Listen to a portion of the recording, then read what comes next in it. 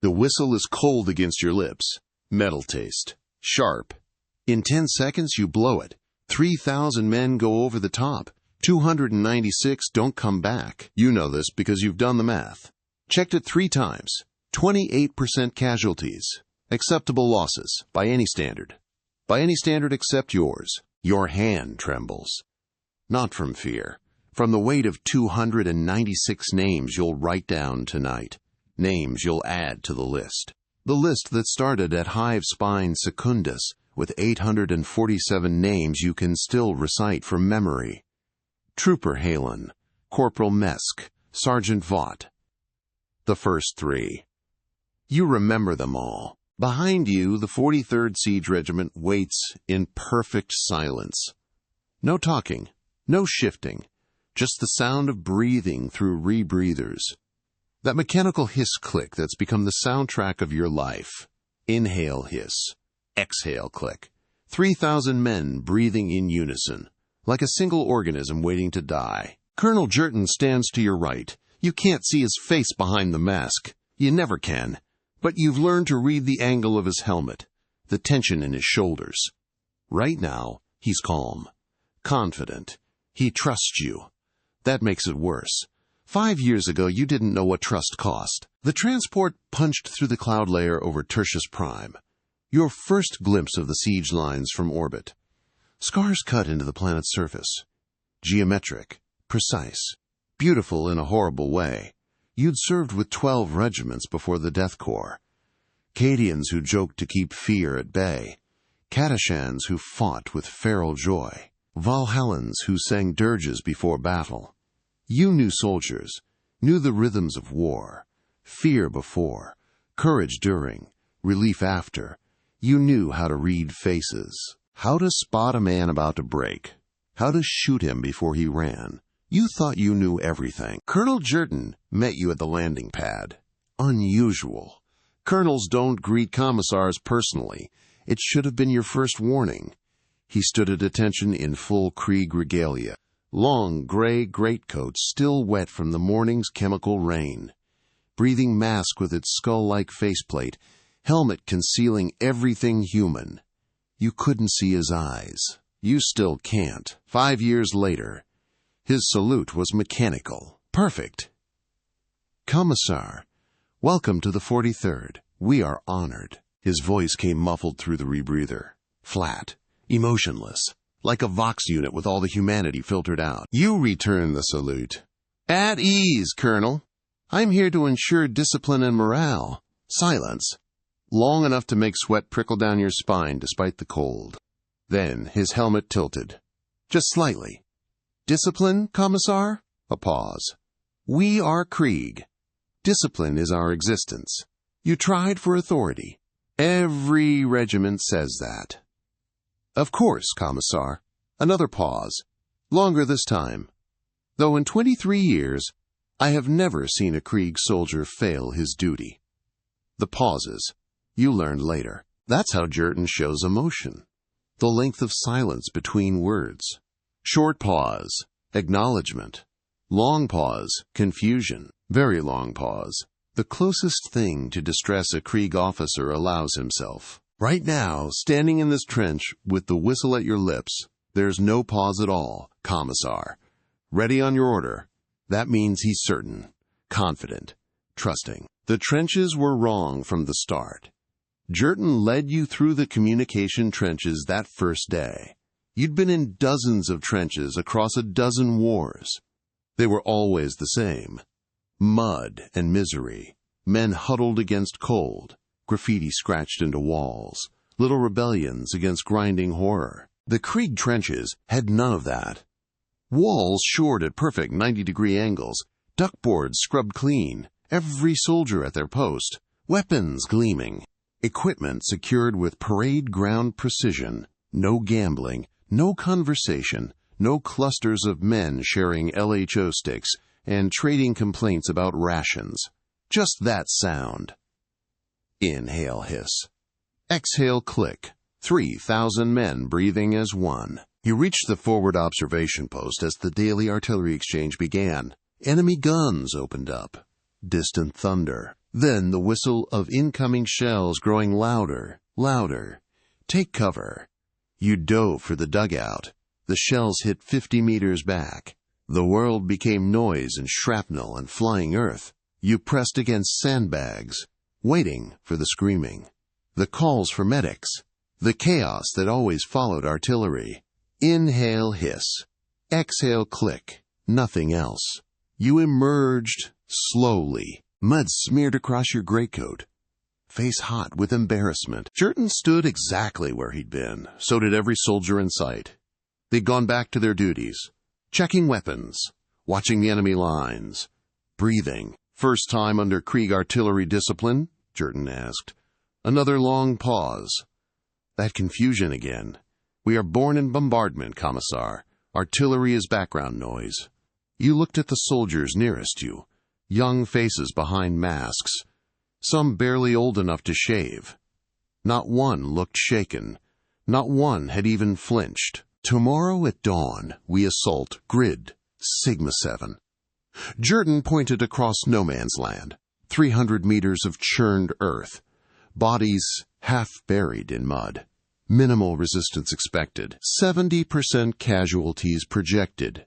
Your stomach dropped. 70%? Colonel. That's acceptable, Commissar. Very short pause.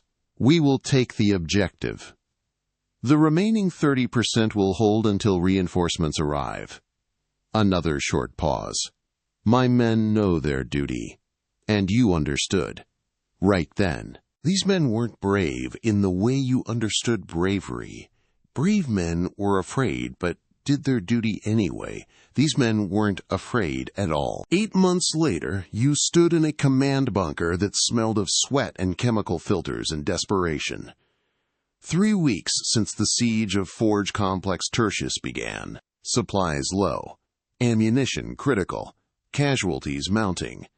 The ventilation system couldn't keep up. The air was thick. Hard to breathe even without a mask. Jerton spread tactical maps across the table. His gloves left wet marks on the paper. We assault at dawn. All reserves committed. Very short pause. We break through or die trying. You study the maps. Enemy positions stronger than ever. Your forces exhausted, undersupplied, operating at 60% strength. Colonel, this is suicide. Then we die. But we die advancing. You kept your voice level. I'm suggesting we wait. Reinforcements in 3 days. Fresh supplies coming. If we're patience. Long pause. Very long. Is not Krieg virtue, Commissar? Something had shifted in his voice. Not anger. Krieg don't do anger. Something else. Desperation, maybe. Or shame. 3 weeks of stalemate. 3 weeks where we have not advanced, not sacrificed. His helmet turned toward you, not paid our debt. Another very long pause. My men whisper that perhaps Krieg has lost its way, that we have become cautious. The pause stretched. You could hear your own heartbeat in it. Cowardly. Your hand moved to your bolt pistol. The leather holster was slick with condensation. You have prevented 12 assaults in 8 months, Colonel. Yes, Commissar.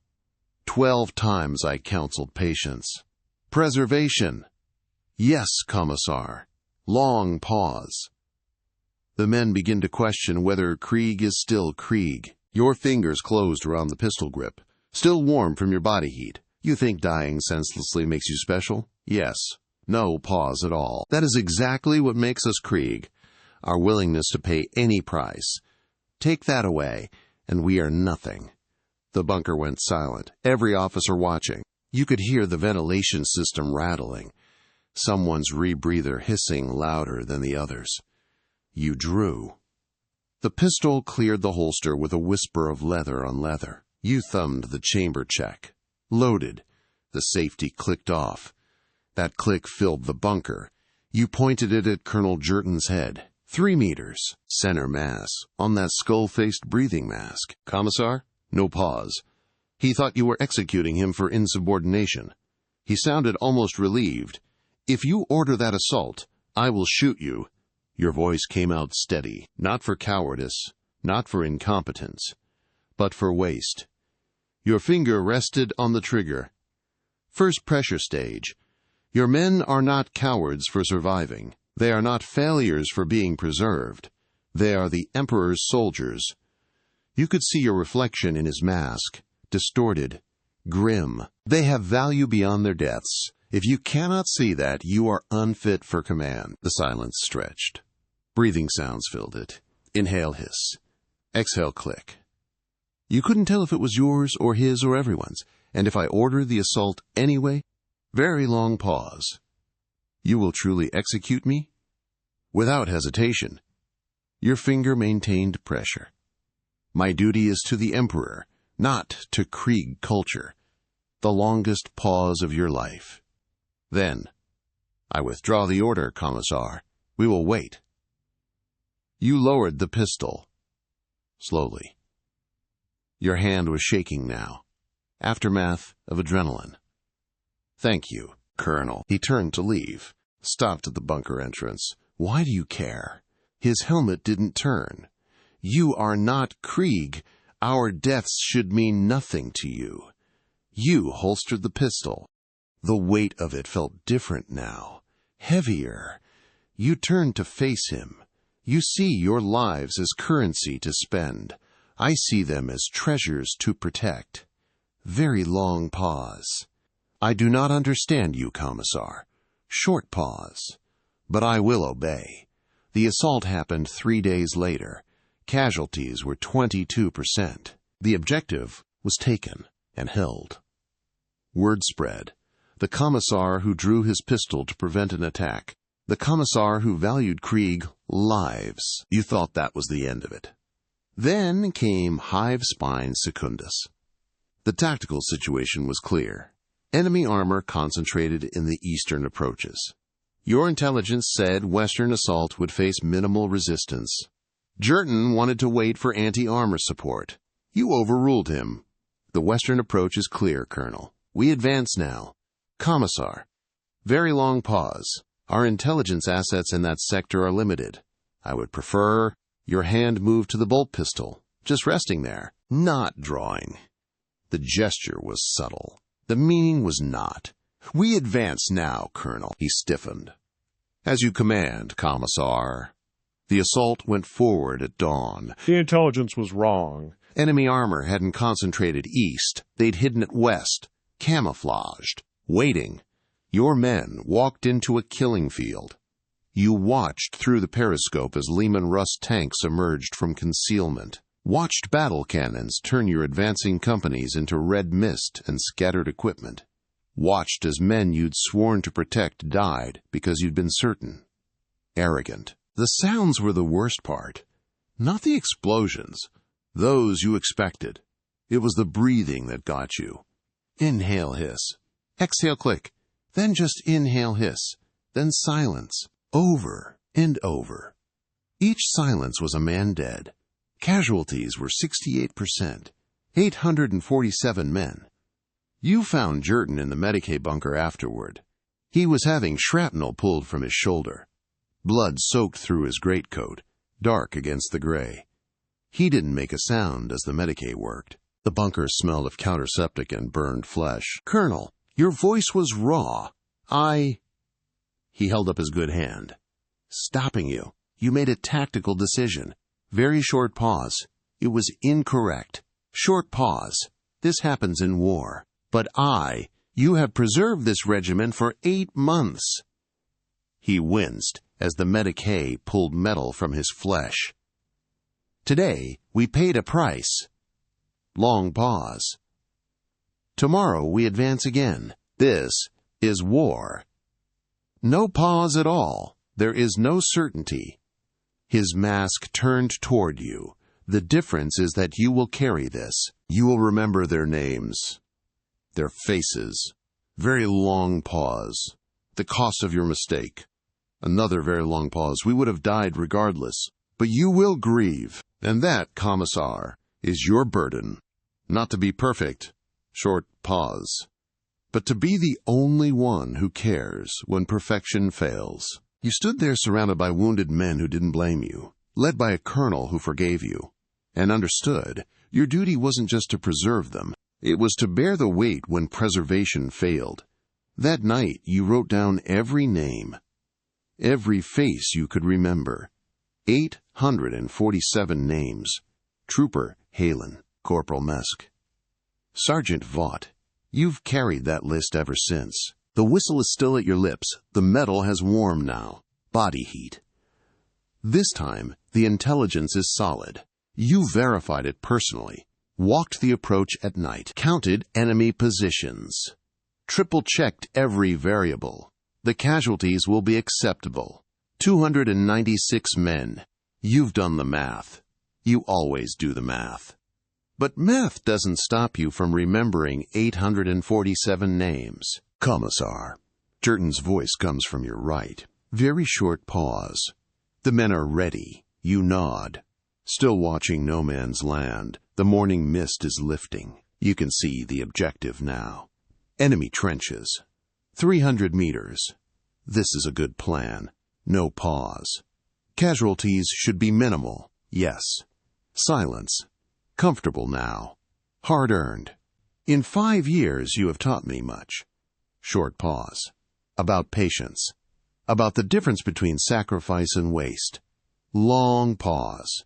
You can feel him choosing words. I do not always understand your decisions. Very short pause. But the regiment has prospered. We have achieved more with fewer losses than any comparable period. Another pause. Shorter, even accounting for hive spine secundus. Your throat tightens. Not from fear. From something else. Something you don't have words for. Thank you, Colonel. He salutes. For the Emperor, Commissar. You return it. For the Emperor. You pause. Then add. And for the men. He goes still. Very long pause. Then. Yes. Short pause. For the men. The weight of the bolt pistol pulls at your belt. You've carried it for 5 years. Used it once. To stop an attack, not start one. The leather holster is worn smooth now. Shaped to your hip. Some commissars never draw their weapons. Some draw them daily. You drew yours once. To save lives, not take them. And once, you made a decision that killed 847 men. Both truths are yours to carry. You raise the whistle to your lips. Behind you, 3,000 men take a breath. Inhale, hiss. All together, perfect unison. Your hand is steady now. The doubt is gone. Not because you're certain. You'll never be certain. Not after hive spine. But because someone has to give this order. Someone has to weigh the cost against necessity. Someone has to send men to die for objectives that matter. And someone has to remember when the cost is paid. The Emperor, in his infinite wisdom, chose you. You blow the whistle. The sound cuts through morning air. Sharp. Final. They go over the top. Gray wave climbing into mist. You watch through the periscope. Steady. Implacable. Perfect. Inhale, hiss. Exhale, click. 3,000 men breathing. Lost bolts light up the fog. Snap crack of lost fire. Thunder of artillery. Men fall. They always fall. The line holds. The advance continues. Inhale, hiss. Exhale, click. Inhale, hiss. Silence. Over and over. Each silence is a name you'll write tonight. The objective is reached. 28% casualties. Exactly as projected. 296 men. You make your way forward after the all clear. The captured trench smells of burned flesh and chemical propellant. Medicaid teams work in silence. Efficient. Professional. Respectful. The dead are being collected. Moved to the rear with care. They'll be buried properly. Names recorded, services said. Because someone has to remember. A young trooper approaches. Wounded. Left arm in a sling. His rebreather still hissing. Still working. Inhale, hiss. Exhale, click. He stops 3 paces away. Proper distance. Perfect discipline. Even with shrapnel in his shoulder. Commissar. You turn. Yes, soldier. I wanted to thank you. For what? For making sure my death would matter. He looks at his wounded arm. Blood soaked through the bandage. I thought I would die today. I was prepared. But you planned well. We took the objective. Inhale, hiss. Exhale, click. I survived. And both of those things have value. Very long pause. Do they not? Your vision blurs. You blink it clear. Yes, soldier. Both have value. He salutes with his good arm. Returns to his squad. Limping. Still breathing. Inhale, hiss. Exhale, click. You stand there in the captured trench. Sun fully up now. Burning off the mist. In the distance, you can see the next objective. The next battle. The next impossible choice. You check your bolt pistol. The weight of it familiar now. Comforting, almost. Loaded. Ready. Not to execute cowards, but to prevent heroes from wasting themselves, or to send them forward when necessity demands, to bear the weight when judgment fails, to write down names, to remember, to grieve. That's your burden. That's your duty. Only in death does duty end. For them, for you, for all who serve. But until that death comes, you'll be here. The commissar who says no, and sometimes yes. The shepherd of the suicidal. The only one who carries every decision. Every life saved. Every death that couldn't be prevented. The only one who remembers 847 names from Hive Spine Secundus. Tonight, you'll write 296 more. You pull out your notebook. Battered. Stained. Full of names written in steady handwriting that never shakes. You begin with the first 3 from today. Trooper Kess. Corporal Brennan. Sergeant Halm. You write until your hand cramps. Seize. Until the sun sets. Until every name is recorded. Because someone has to remember. And the Emperor, in his infinite wisdom, chose you. Only in death does duty end. Inhale, hiss. Exhale, click. Only in death